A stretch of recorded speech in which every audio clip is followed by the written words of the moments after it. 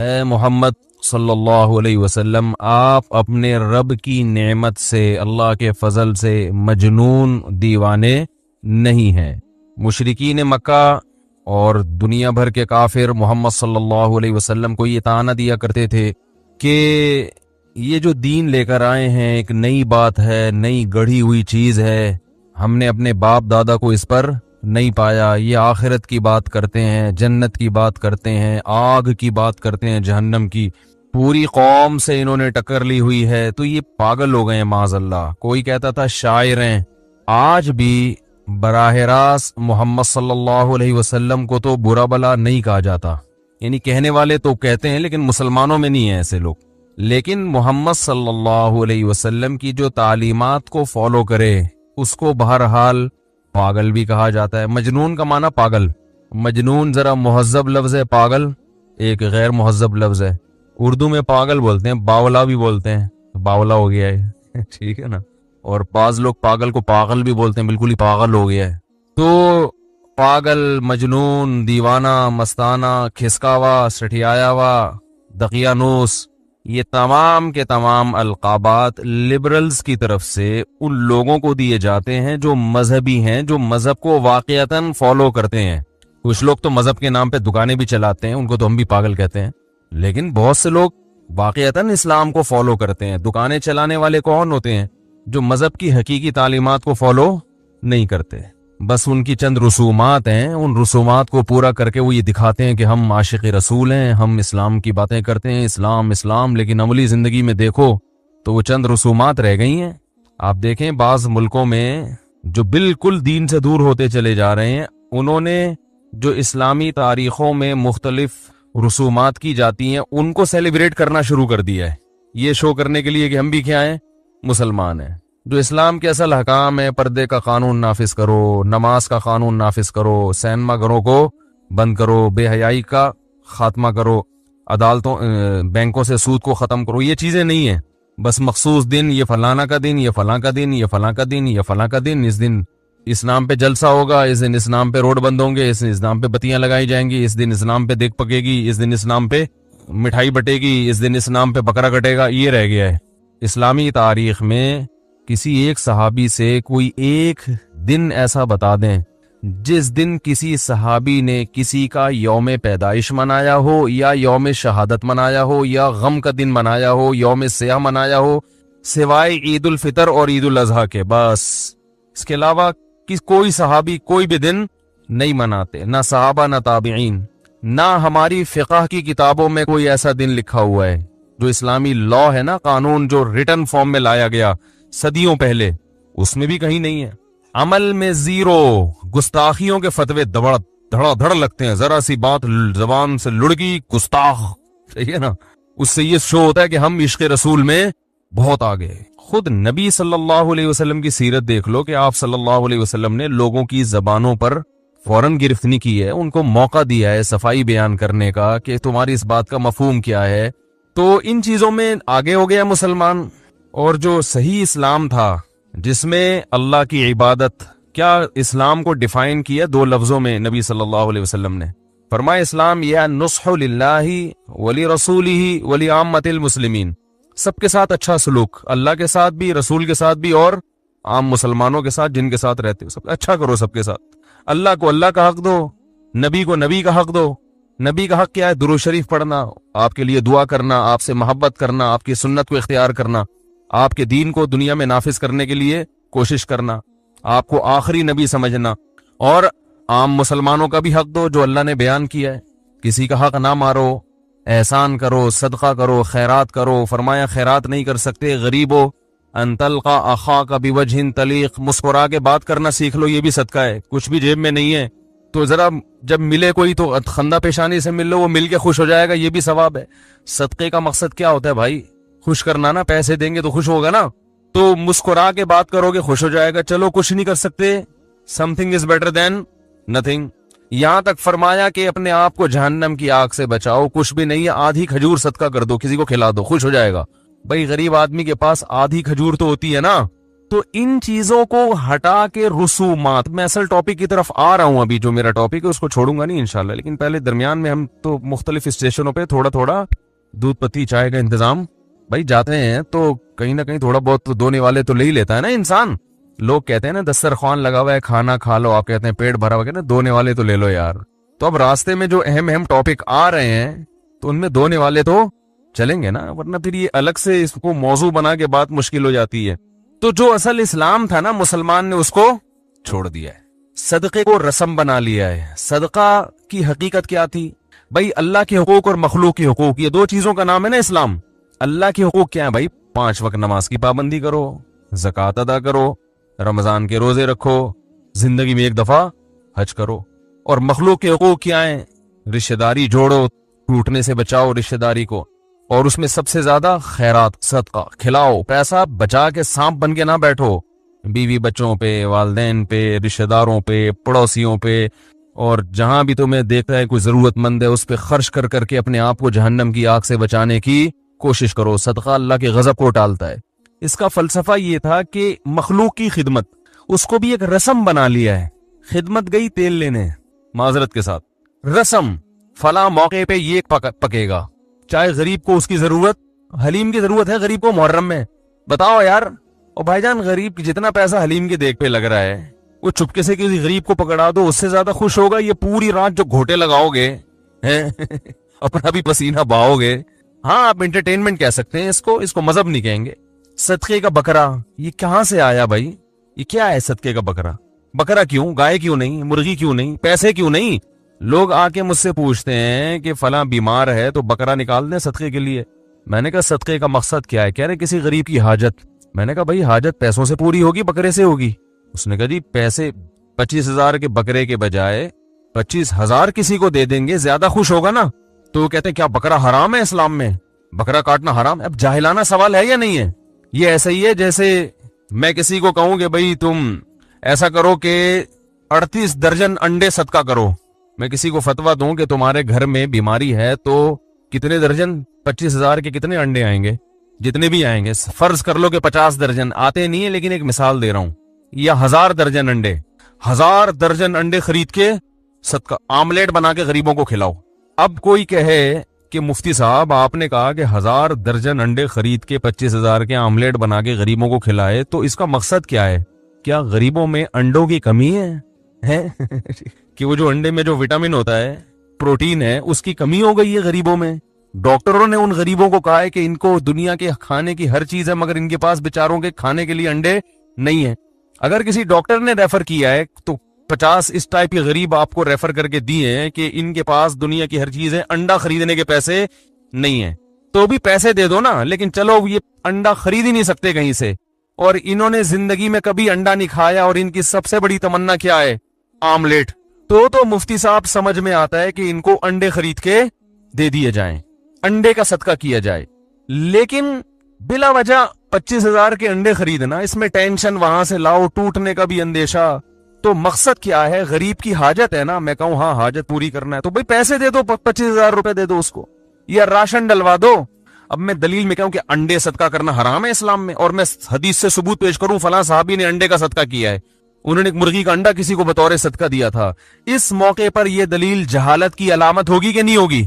मेरे जब बयान आया ना इस्लाम में सदके का बकरा नहीं है, बाज ने कहा फला मौके पे फला साहबी ने बकरा काटा था। ओ भाईजान उस वक्त बकरे की जरूरत थी किसी को, या उनके पास सदके के लिए और कोई चीज नहीं थी? तो जहां पैसों का होता है गोश्त का भी हो जाता है। आप तो बाकायदा बाजार से जाके बकरा काट के लाके गरीब को खिला रहे हो, जबकि आपको किसी ने, ना गरीब ने कहा कि मुझे बकरा चाहिए, ना आपके लिए सहूलत बकरे में थी, और ना गरीब का इसमें फायदा है। अगर आप कहते हैं गरीब को बकरा खिलाने में फायदा है, तो फिर जब आपको कैश की सूरत में तनख्वाह मिलती है तो आप कंपनी से कहा करो मुझे पैसे नहीं चाहिए, मुझे बकरे चाहिए। आपकी तनख्वाह 50,000 है, हर महीने मेरे अकाउंट में 2 बकरे जमा करा दिया करें। खुद बकरे लेना पसंद इसलिए नहीं करते कि भाई आपको पता है कैश में जो फायदा है वो बकरों में नहीं है। घर में जरूरत गाय के गोश्त की है, मुझे बकरा लाके पकड़ा रहे हो। घर में जरूरत दाल की है, मुझे बकरा लाके पकड़ा रहे हो। घर में जरूरत बच्चों के स्कूल की फीसों की है, मुझे बकरा पकड़ा रहे हो। वही पैसे दो, और अगर आपको ये खतरा है कि पैसे खा जाएगा, बाज ऐसे भी गरीब होते हैं कि पैसे खा जाते हैं, वो घर में खर्च नहीं करते, तो राशन डलवाओ भाई। भाई घर का एड्रेस दो, 25,000 की मैं इतना आटा, इतना घी, इतना वो तुम्हारे घर में डलवाओ। ये तमाम चीजों से सरफे नजर करके बकरे को फोकस करना, ये इसकी अलामत है कि आप बकरे में इजाफी सवाब समझते हैं, और ये शरीयत पर इजाफा ये हराम है, बिदत है, नाजायज है। इस जज्बे के साथ फी नफसी बकरे का सदका कोई बुरी चीज नहीं है, लेकिन लोग इस जज्बे के साथ कर रहे हैं, तो ये बिदत है। आपने क्यों शरीयत पे ज्यादती की है? रुसूमात, गरीब को फायदा नहीं हो रहा, बकरे की कीमतें बढ़ रही हैं। भाई कुरान कहता है इन्ना कुल्ल शैइन खलकनाहु बिक़दर, हर चीज अंदाजे से पैदा होती है। वलौ बसतल्लाहु रिज़्क़ लिइबादिही लबगौ फिल अर्ज़, अगर अल्लाह चीजों को अंदाजे से पैदा ना करे, बेतहाशा पैदा कर दे, तो जमीन में इतनी रिस्क की फरावानी हो जाएगी कि लोग अल्लाह के बागी बन जाएंगे। हर चीज का हुसूल हर एक के लिए बहुत आसान हो जाएगा। अल्लाह ने नहीं रखा आसान, अल्लाह ने कहा कुछ अमीर रहेंगे, कुछ गरीब रहेंगे, तो उसी हिसाब से अल्लाह बकरे पैदा करता है ताकि उनका रेट एक खास हद तक रहे। हदीस में आता है ना, इन्नल्लाह हुवल मुसाइर, सही हदीस है। मैं बयान में जो हदीस पढ़ता हूं याद रखो वो सही होती है, इसलिए मुझे हवाला देने की जरूरत नहीं है। अगर किसी को एतराज है तो कहे कि ये हदीस सही नहीं है, फिर मैं हवाला दूंगा इंशाल्लाह, क्योंकि मैं हवालों में टाइम नहीं वेस्ट करना चाहता, क्योंकि मैं तो बयान में फरफर हदीसें सुना रहा होता हूं। अगर मैं हवाले देना शुरू कर दूंगा तो मेरा बयान सिमट के हवालों में लगेगा। इसलिए एक आदमी ने जब इल्तजाम किया है कि वो जो हदीस सुनाएगा वो सही होगी, तो आप मुझे चैलेंज करें कि मुफ्ती साहब आपने जो हदीस सुनाई है वो सही नहीं है या मनगढ़ंत है, तो आप साबित कर लें, मैं फौरन रुजू करूंगा। मैं अगले बयान में कह दूंगा भाई ये हदीस सुनाने में मुझसे गलती हुई है। लेकिन मैं इसकी कोशिश करता हूं, इल्जाम करता हूं कि आपने देखा होगा मेरे बयानात में किस्से कहानियां अक्सर नहीं होते। अगर कोई किस्सा होता भी है तो ऑथेंटिक होता है। मैंने अजाब कब्र का वाकया सुनाया 2 हफ्ते पहले, कब्र ने निकाल के फेंक दिया, उस पे बाज लोगों ने कमेंट्स किए फर्जी किस्से सुनाते हैं, इनके बयान में भी अब किस्से आना शुरू हो गए हैं। भाईजान हर किस्सा फर्जी नहीं होता। मैंने बताया कि उसकी मैंने तस्दीक करवाई है उस गांव से जहां ये वाकया हुआ है, तो अब ये फर्जी किस्सा थोड़ी रहा। आप ये कह सकते कि किस्सा सुनाया क्यों, तो जो इबरत का वाकया है, ऐसे वाकयात को सुनाना अल्लाह की भी सुन्नत और पैगंबरों की भी सुन्नत है। इस वाकये को सुनाना ये सुन्नत अमल है।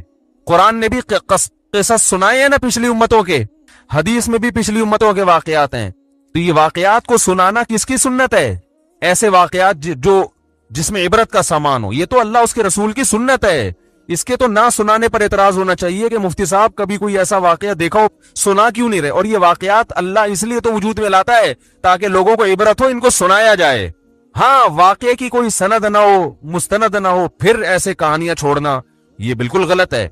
अगर है, तस्दीक हो चुकी है, फिर इसको सुनाना ऐन कुरान और सुन्नत का तकाजा है। क्योंकि अल्लाह ने अगर किसी के साथ ऐसा किया कि कब्र निकाल के बाहर फेंक रही है, तो इसीलिए तो किया ताकि इससे लोगों को इबरत हो। तो इबरत तो जब ही होगी जब ये बयान उलमा मिंबर से बयान करेंगे, तो जितने ज्यादा लोगों में ये वाकया जाएगा उतने ज्यादा लोगों को इबरत हासिल होगी। बहुत मुश्किल हो गया भाई आज के जमाने में बात करना, मेरा गला भी बैठा हुआ है 1 हफ्ते से, फिर भी फोड़ता ही जा रहा हूं, बोलते ही जा रहा हूं। तो क्या बात चल रही थी? हदीस में आता है अल्लाह है जो चीजों के नर्ख मुतय्यन करता है। मार्केट रेट असल में कौन मुतय्यन करता है? अल्लाह। लोग अगर उसमें मसनूई तरीके से दखल अंदाजी ना दें तो चीजों के रेट अक्सर मुनासिब रहते हैं। अब अल्लाह ने भी बकरे के गोश्त के एक रेट रखे हुए हैं, उसी हिसाब से बकरे पैदा भी होते हैं, एक्सपोर्ट भी होते हैं। इंपोर्ट तो होते नहीं हमारे यहाँ, लेकिन इतने के हमारे मुल्क की जरूरत भी पूरी हो, और जिसको बकरे का गोश्त खाना जरूरी हो उसके लिए इतना महंगा भी ना हो जाए कि बेचारा हासिल न कर सके, तो वो पैदा होते हैं। सदके के बकरे जिसका इस्लाम में नहीं है, उन बकरों के बहुत ज्यादा कटने से बकरे जितने पैदा हो रहे हैं उसके हिसाब से मौत उनकी ज्यादा हो रही है। मैं नहीं कह रहा कि पैदाइश से मौत का रेशो ज्यादा है, पैदाइश का तो फिर भी ज्यादा ही है, लेकिन मौत का रेशो इतना ज्यादा हो गया उनके ज़बा होने का कि उसकी वजह से उनकी कीमतें आसमानों पे पहुंच गई हैं। आप सदके के बकरे पर गवर्नमेंट पाबंदी लगाए, बोले जिसने सदका करना है ये जाके पिंजरों में जो बकरे छोटे छोटे बारीक बारीक से जिनको खुद देख के सदका करने का दिल चाह रहा होता है उनके ऊपर इन बकरों पर पाबंदी लगाए। आप देखो इन बकरों के रेट, गोश्त की रेट नीचे आ जाएंगे, और एक आम आदमी के हुसूल में जो मुतवस्सित दर्जे का आदमी है वो बेचारा हर हफ्ते बकरे का गोश्त खा सकेगा। नहीं यार मेरा ख्याल है बात समझने। और ये लोग भी यही कर रहे होते हैं, यतीम सेंटर जो वो क्या कर रहे होते हैं, इधर से आपसे बकरा लिया उधर से बेचा उसको, तो कहते हैं छोड़ो, बकरा कौन खिलाएगा, हमें दूसरी जरूरत है। तो इसके बाद भी बकरे के बारे में इतनी बात सुनने के बाद भी अगर आप अपनी रविश पे कायम हैं तो फिर आप बक रहे हैं, मैं बक नहीं रहा। ठीक है ना। फिर जो कमेंट्स करके उल्टे सीधे आप कर रहे हैं, वो कमेंट्स में मैं आपको बकरे नहीं कह रहा, बक रहे कह रहा हूं।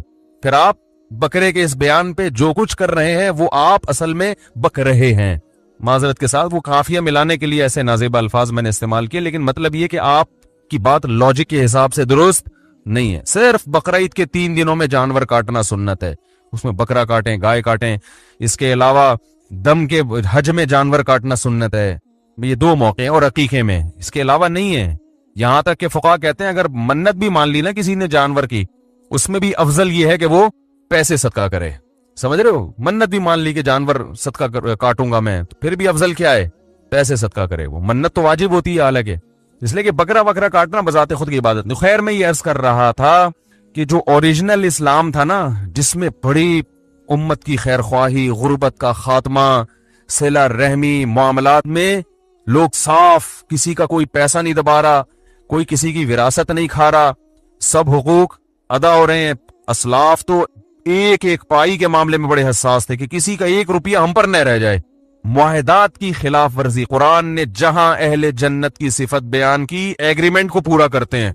मैं आजकल देख रहा हूं, आप किसी से मकान किराए पर लें, आपकी बात तय हो गई, एग्रीमेंट हो गया, भाई मेरे अलावा किसी को नहीं देना, मैं एडवांस कल पहुंचा दूंगा, ये रेंट, उसको 500 रुपए कहीं से ज्यादा मिलते हैं ना, वो आपको गोली दे देता है।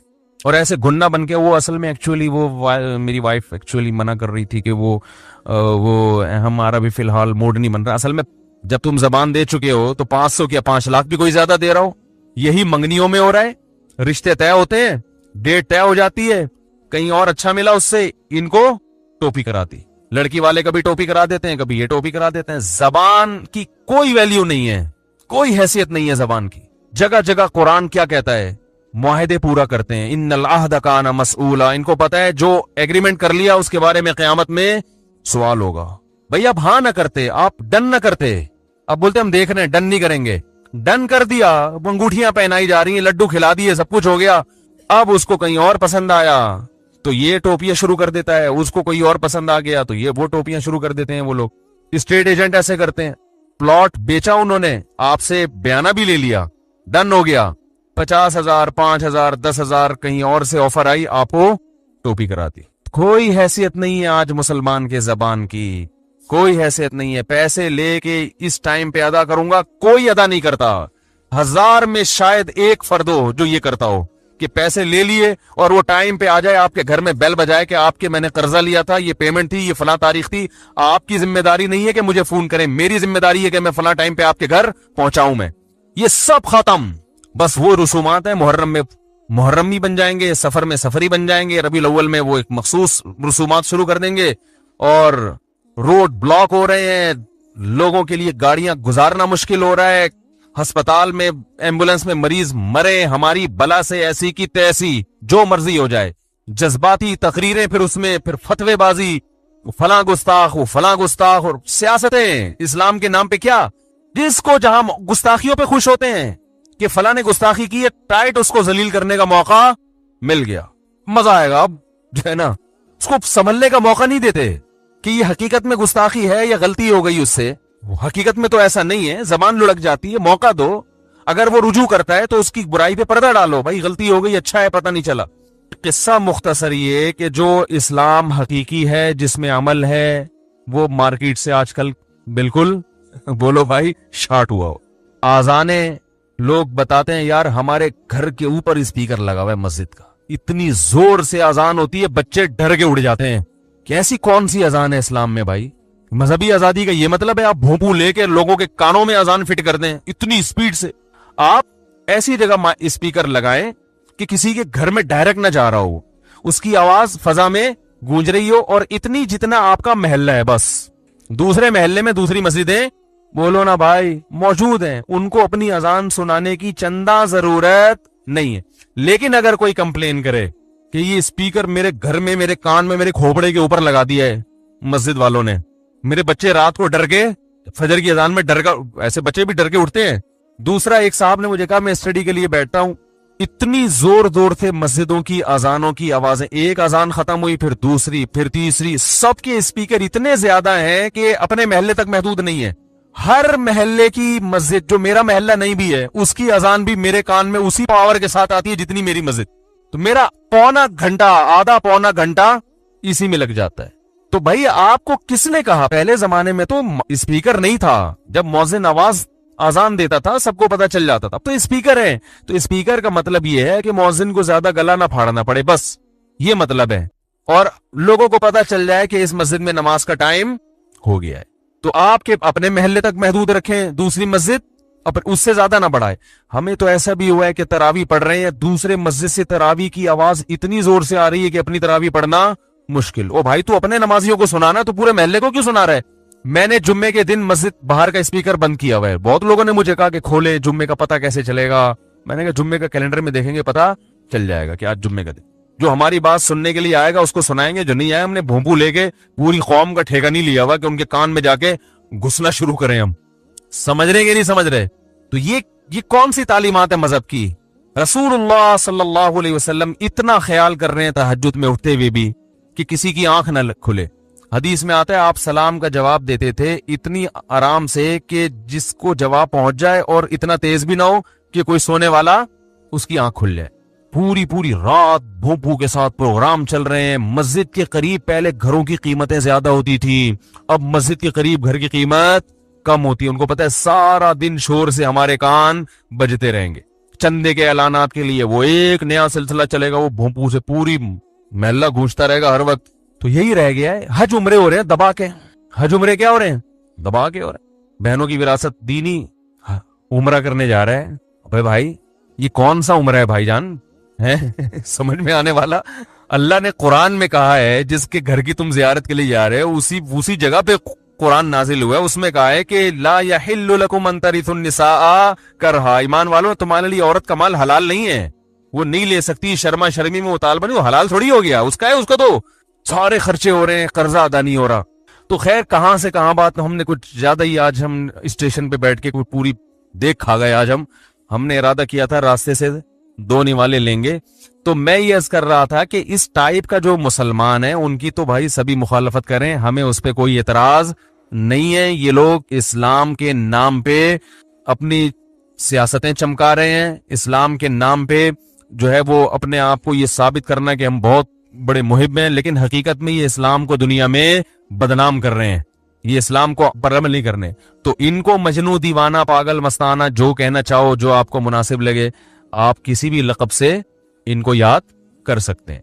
जज्बातियत है इनमें, जज्बातियत। सुनना नहीं, तहम्मुल से बात नहीं करना, आराम से बैठ के, एक होता है ना भाई इस पे आओ जरा बैठ के, एक्चुअली ना ना ना ना गुस्ताख के मामले में हम गुस्ताख का जहां तक मामला आएगा, ठीक है ना, बस उसमें एतदाल है ही नहीं, उसमें बेतदाली ही नबी की मोहब्बत हो। वाह दोस्त, वो है ना, कोई पत्थर से ना मारे मेरे दीवाने को, बम का जमाने उड़ा दो साले को। समझ रहे? कोई पत्थर से ना मारे मेरे दीवाने को, बम का जमाना है, उड़ा दो साले को। मैं चले वो किस्से से किस्से निकल जाएंगे। तो हाँ, लेकिन मैं ये कह रहा था जो सच्ची मुच्ची के इस्लाम को फॉलो करते हैं ना, उनको भी मुआशरे में कोई अच्छा नहीं समझा जाता। लोग कहते हैं बस सच्ची मुच्ची का इतना इस्लाम तो ठीक है कि रेड सिग्नल पे गाड़ी रोक ली, थोड़ा थैंक यू से बात कर लिया आपने उनका कर्जा वापस कर दिया टाइम पे, वो बड़े खुश होंगे, भाई तू बड़ा अच्छा मुसलमान है, ठीक है ना। और आप इस टाइप के जितने एक यानी जिनसे आपका ताल्लुक है उनसे आप बहुत अच्छे रहें, उनमें से किसी पे जुल्म ज्यादती ना करें, बाकी उनकी बला से भाड़ में जाएं। आप माजरत के साथ भाई, जो उनकी सोच है वो बता रहा हूं, भाड़ में जाएं। आप जिना करें, आप शराब पिएं, आप अपने अब्बा को ओल्ड हाउस में जमा करा दें, वो आपका हेडेक है। आपकी बहन आपसे 4 साल से नाराज है, आप उसको मनाने की कोशिश नहीं कर रहे, वो आपका हेडेक है। एक्चुअली इन चीजों में असल में इस्लाम तो आपको एक अच्छा इंसान बनना सिखाता है, ठीक है ना।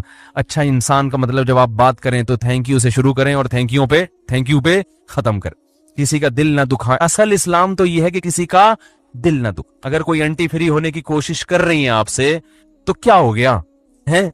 आप अपनी निगाहों को, अपने दिल को पाक रख के उनसे फ्री हो जाएं। आप चाहे आपकी बेगम सड़ रही हो वहां घर बैठे हुए हैं, अगर बेगम को तकलीफ हो रही है तो एक्चुअली फिर ये मुनासिब नहीं। अगर वो भी राजी है तो ठीक, तो वो भी बुरा इसलिए कि बेगम को तकलीफ हो रही है, वो भी एक इंसान है। तो बस इंसान इंसान इंसान। अच्छा, कुत्ते को देख के उसका थोड़ा मरहम पट्टी कर दी, बिल्ली को देख के उसकी थोड़ी सी, बहुत अच्छा इंसान है, बिल्ली गाड़ी के नीचे आ गई थी, उसको हॉस्पिटल लेकर गया वक्त पे, बहुत अच्छा इंसान। इससे ज्यादा वो कहते हैं दाढ़ी रख ली, वो फंडामेंटलिस्ट फतवे देना शुरू कर दिए, ये बैंक की जॉब हराम है, सूद इस्लाम में हराम है भाई, रिश्वत लेना, ये रिश्वत की आमदन तुम्हारे लिए जैसे हराम है, तो इससे मेरे लिए चाय पीना भी हराम है। नहीं, जोड़ने के लिए तो सब हलाल है। अब जो बच्चा दीनदार बन जाता है ना, वो फिर यही कहता है ना, बड़े भाई को कहता है यार तू बैंक में जॉब करता है, भाई मैं आपकी जॉब से हदिया नहीं ले सकता क्योंकि आपकी अर्निंग क्या है, हराम है। ये कौन सा इस्लाम है? लोग कहते हैं ना इस्लाम तो सबसे पहले ये सिखाता है मोहब्बतें। ओ भाई, हराम खाने की इजाजत नहीं है, चाहे मोहब्बत हो या नफरत हो। समझ में आ रही है बात? आपका बड़ा भाई सुअर माजल्ला ना के रख दे, आप खाओगे? उसका दिल टूटे, आप बोले भाई टूट जाए, मैं को हराम, मैं हराम कैसे खा लूं तुझे दिल जोड़ने के लिए? तो जैसे सुअर हराम है, तो ऐसी हराम अर्निंग भी क्या है, वो भी हराम है। वो रिश्वत के पैसों से आपको चाय पिला रहा है, थोड़ी पी सकते हो आप। नाच गाने की महफिल है, ढोल ढमक्का हो रहा है, लड़कियां नाच रही, जो शादी ब्याह में जो बेहूदगी हो रही है, खवातीन के लिबास देखो और उनके फैशन देखो, और डांस के प्रोग्राम चल रहे हैं। अब आप कहते हो कि इस्लाम ने चूंकि मना किया, मैं इस प्रोग्राम में शिरकत नहीं करूंगा, तो सारे चीख उठते हैं। इस्लाम इतनी सख्ती नहीं है भाई, इस्लाम में कहते हैं ना भाई, इतनी सख्ती इस्लाम में नहीं है। ये तुम जो है ना कुछ फंडामेंटलिस्ट किस्म के हो गए हो, इतनी भी सख्ती नहीं है भाई। आओ बैठो, चलो नाच नहीं सकते, बैठ के नाच देख लो, नहीं तो बैठ तो जाओ ना। डांस हो रहा है, क्या हो रहा है इसमें? हम कोई बुरी नीयत से थोड़ी, शादी है, थोड़ा सा सेलिब्रेट कर रहे हैं, थोड़ा हल्ला गुल्ला होगा, छानेबाजी भी हो जाएगी थोड़ी बहुत, सही है ना? तो क्या है इसमें? आप लोग को हंसी आ रही है, मुझे रोना आ रहा है, मुझे आपको देख के हंसी आ रही है कि मैं कोई लतीफा थोड़ी सुना रहा हूं, लेकिन हो यही रहा है। हमने सब भुगते हुए हैं ना ये चीज, हम तो इसी मुआशरे में पैदा हुए हैं। ये वाला ये इतनी सख्ती एक्चुअली इस्लाम में नहीं है। और भाई अल्लाह का दीन जो है ना, उसमें आसानी है, लचक नहीं है। आसानी बहुत है। अल्लाह ने खुद कवानीन सख्त नहीं रखे कि जहां हरज हो रहा था, पानी नहीं मिल रहा था, यम्मुम कर लो, रोजे में बीमार हो रोजा छोड़ दो, ठीक है ना, खड़े होकर नमाज नहीं पढ़ सकते, बैठ के पढ़ लो।